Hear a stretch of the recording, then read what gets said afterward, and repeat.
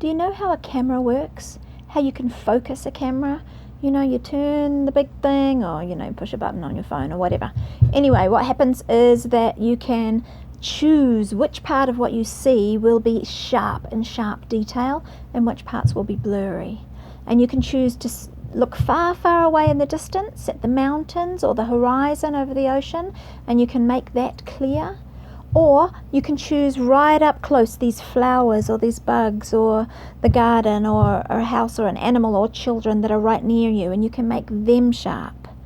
When you make the things that are close sharp, you can't see the background. The background blurs away. When you focus in on what's far away, you can't see what's close because that blurs away.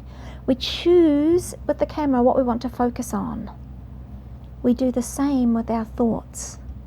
We can choose what we want to focus on in our thoughts. Do we want to focus on the things that are going wrong, the things that might go wrong, the things that we're scared of, the things that are bad? Or do we want to choose to focus on the great things, the good things? We get to choose what we focus on. And this is one of the techniques for dealing with negative thinking. It is so easy for us to see the negative things and focus on negative things and remember the negative things. That kind of comes naturally. I watched a video by somebody else, Maria Forleo, the other day, and she said that this is called negativity bias, and that we are wired to do that because in our caveman days we needed to not brush away the scary things. We needed to always think that maybe the worst would happen so we could be safe, and we don't need to do that anymore. These days, we're pretty much safe. There ain't no saber-toothed tiger that's going to jump out and kill us. These days, we tend to worry more about things than we need to.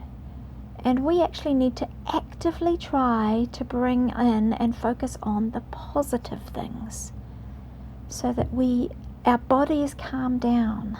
Oh, there's so many things in this video today, aren't there?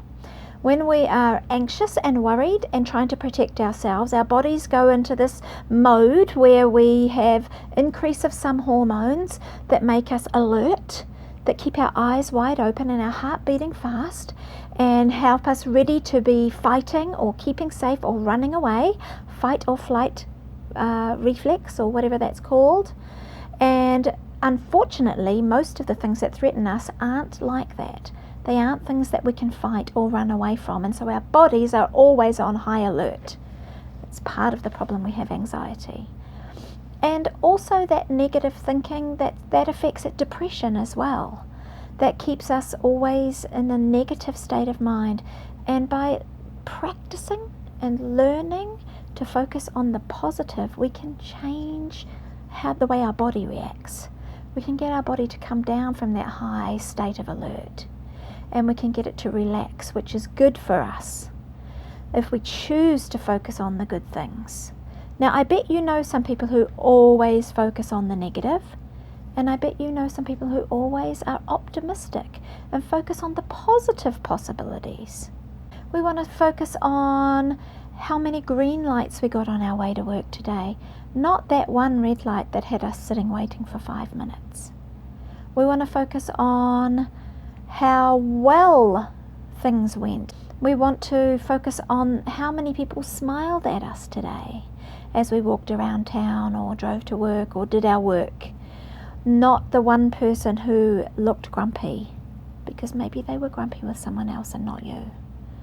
You can choose to look for the positive and the happy and the good and the things that went well, which we probably might never even notice, instead of focusing on often the one thing that went badly or that was wrong, or the thing that really wasn't a reflection on us but was maybe due to other things. Choose where you focus. Choose where you put your focus. You could do some artwork about that. You could keep a little gratitude journal or something like that. You could write down all the good things that happen. That's not really artwork, but it's a good thing to do.